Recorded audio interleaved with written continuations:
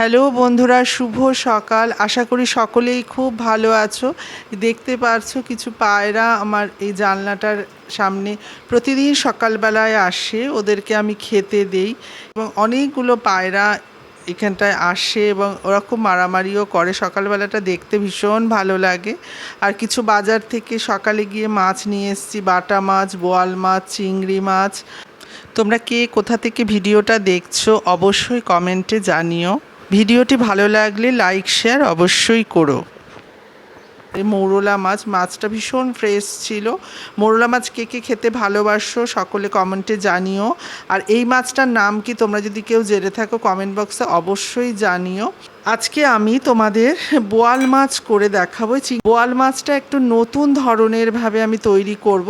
তার জন্য আমি কালো জিরে, কাঁচা লঙ্কা প্রথমে শিলনোড়ায় ভালো করে বেটে নেব।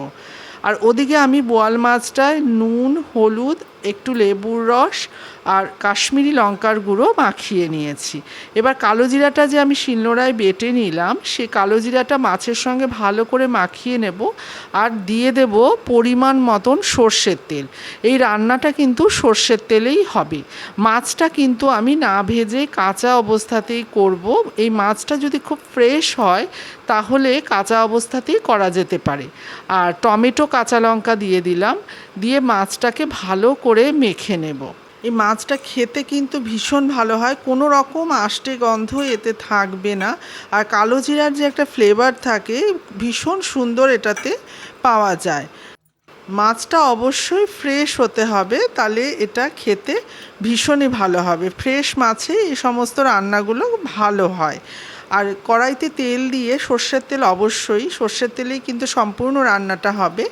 সর্ষের তেল দিয়ে কালো জিরা ফোড়ন দিয়ে মাখা মাছটা এতে আমি দিয়ে দিলাম। আর গ্যাসের আঁচটা কিন্তু একদম সিম আঁচে রাখতে হবে।